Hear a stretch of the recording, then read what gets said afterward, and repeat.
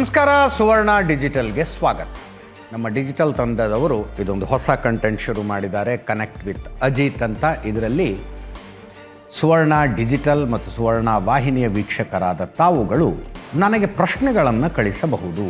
ಆ ಪ್ರಶ್ನೆಗಳಿಗೆ ನಾನು ಉತ್ತರ ಕೊಡ್ತೀನಿ. ಅದರ ಮತ್ತೊಂದು ಎಪಿಸೋಡ್ ಇವತ್ತಿಂದು.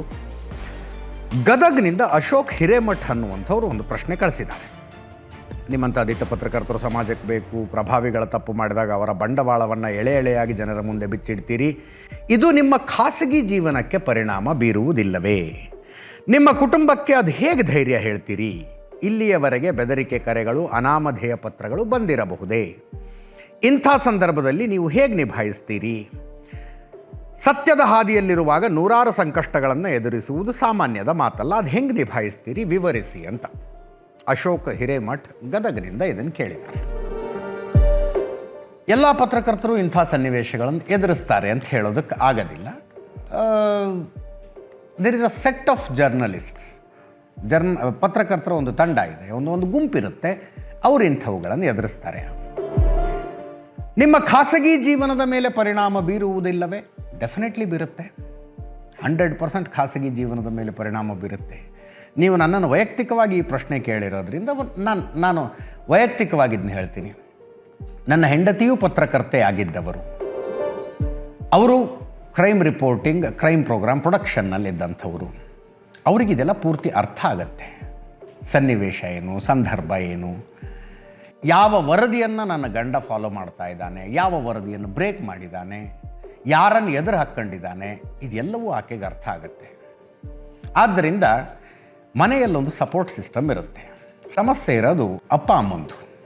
ಅವರಿಗೆ ಇದು ಯಾವುದೂ ಗೊತ್ತಿರುವುದಿಲ್ಲ. ಅವರಿಗೆ ಟಿ ವಿ ನೋಡಿದ್ದಷ್ಟೇ ಗೊತ್ತು.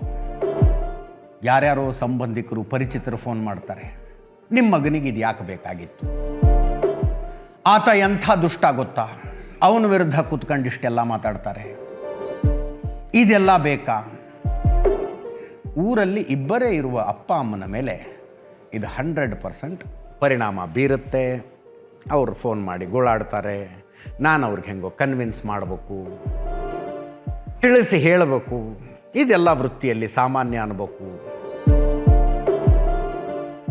ಅಂಥ ವರದಿಗಳ ಪ್ರಸಾರ ಆಗ್ತಾ ಇರುವಾಗ ಅವರು ಕೂಡ ಒಂದು ಭಯದಲ್ಲಿರ್ತಾರೆ. ಫಾರ್ ಎಕ್ಸಾಂಪಲ್, ಇತ್ತೀಚೆಗೆ ಯಾವುದೋ ಒಂದು ವರದಿ, ಆ ವರದಿಯನ್ನು ನಾನು ಬೆನ್ನತ್ತಿ ಫಾಲೋ ಮಾಡ್ತಾ ಇರುವಾಗ ಇಷ್ಟೆಲ್ಲ ನೀವು ಡೀಪಿಗೆ ಹೋಗಬೇಡಿ ಇದರಲ್ಲಿ ಅಂತ ಹೇಳುವುದಕ್ಕೆ ಬಂದ ವ್ಯಕ್ತಿ ನನಗೆ ಕೊಟ್ಟ ಎಚ್ಚರಿಕೆಯ ರೀತಿಯಲ್ಲಿ ಹೇಳಿದ ಮಾತು, ನೋಡಿ ನಿಮ್ಮ ಅಪ್ಪ ಅಮ್ಮ ಇಬ್ಬರೇ ಊರಲ್ಲಿರ್ತಾರೆ, ವಯಸ್ಸಾದವರು, ಅವ್ರಿಗೆ ಯಾರಾದರೂ ಏನಾದ್ರು ಮಾಡಿದ್ರೆ ಕೇಳೋರು ಯಾರು? ಹೀಗೆಲ್ಲ ಮಾತಾಡಿದ್ರು. ಅಂಥವೆಲ್ಲ ಕನ್ಸರ್ನ್ ಆಗ್ತವೆ. ಇಲ್ಲಿಯವರೆಗೆ ಬೆದರಿಕೆ ಕರೆಗಳು, ಅನಾಮಧೇಯ ಪತ್ರಗಳು ಬಂದಿರಬಹುದೇನಾ? ಬೆದರಿಕೆ ಕರೆಗಳು ನಾನೆಲ್ಲೋ 2-3 ಸಲ ಹೇಳಿದ್ದೆ. ಸುಮಾರು ದಿವಸ ಅಂಥದ್ದೇನು ಬರದೇ ಹೋದರೆ ಅಯ್ಯೋ ನಾನು ಕರಿಯರ್ನಲ್ಲಿ ಏನೂ ಮಾಡ್ತಾನೇ ಇಲ್ವಾ ಅಂತ ಬೇಜಾರಾಗತ್ತೆ. ಆವಾಗ ಬರ್ತಿರ್ಬೇಕು. ಆವಾಗ ಪ್ರೊಫೆಷನ್ನಲ್ಲಿ ಮಜಾ ಅಂತಿರೋದು. ಬಂದಾಗ ಏನು ಮಾಡ್ತೀವಿ?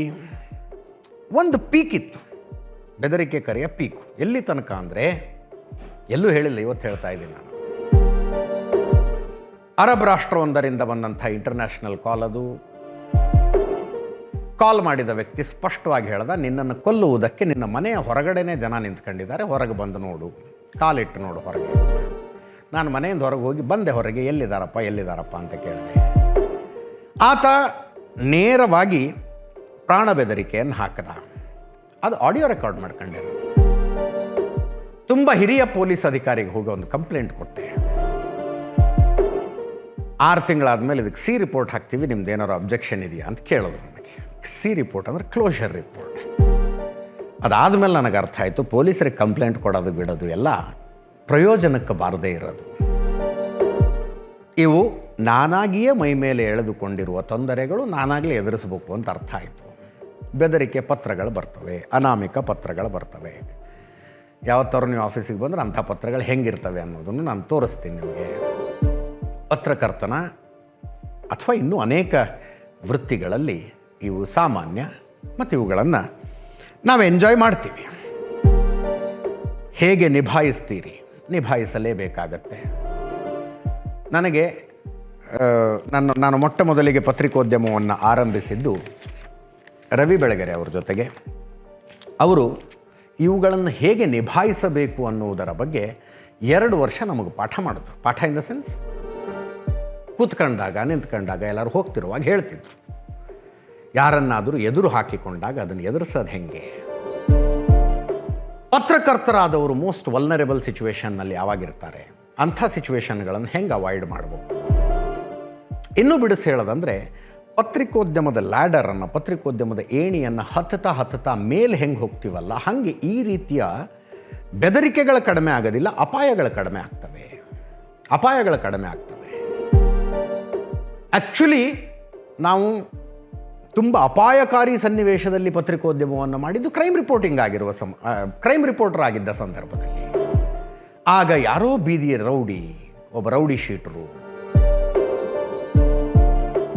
ಒಬ್ಬ ಹ್ಯಾಬಿಚುವಲ್ ಅಫೆಂಡರು, ಅಂಥವ್ರನ್ನ ಬೆನ್ನತ್ತಿ ವರದಿ ಮಾಡ್ತಿದ್ವಿ.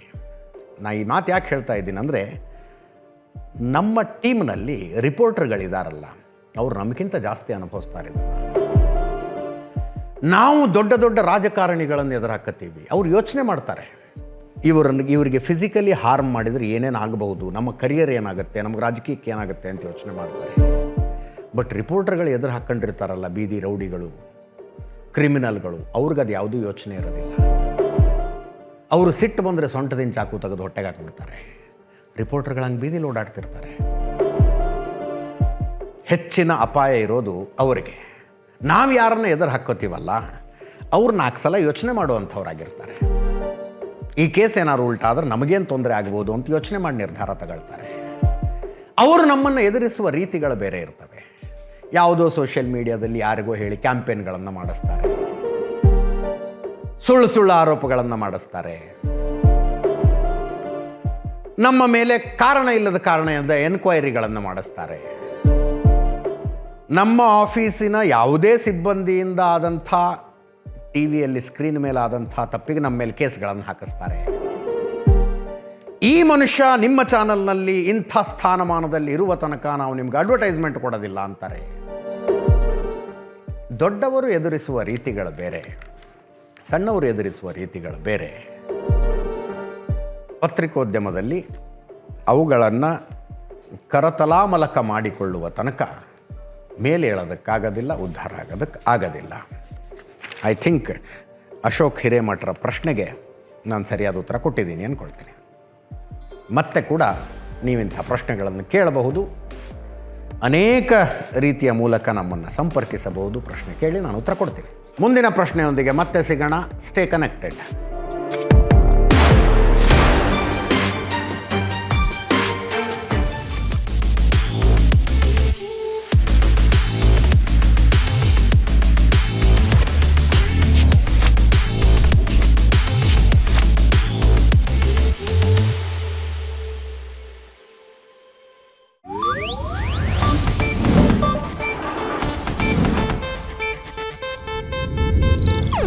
ಇದು ಏಷ್ಯಾನೆಟ್ ನ್ಯೂಸ್ ನೆಟ್ವರ್ಕ್ ಪ್ರಸ್ತುತಿ.